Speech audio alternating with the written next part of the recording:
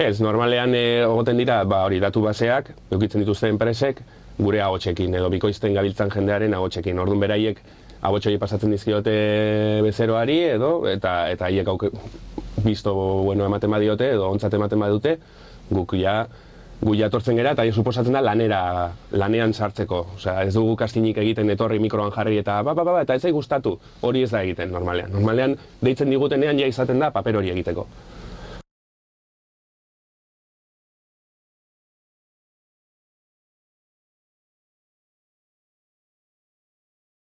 Behar bada, nola inbeste ez den bikoiztu erderaz bezala, behar bada horren enkasilatuta behar bada ez dira egongo, baina, hombre, nik uste ja bikoizten urtea badara matza, jendeak badara matza, badamazki urte pila bat, orduan nik uste badaudela gots batzuk ja oso ezagunen direnak.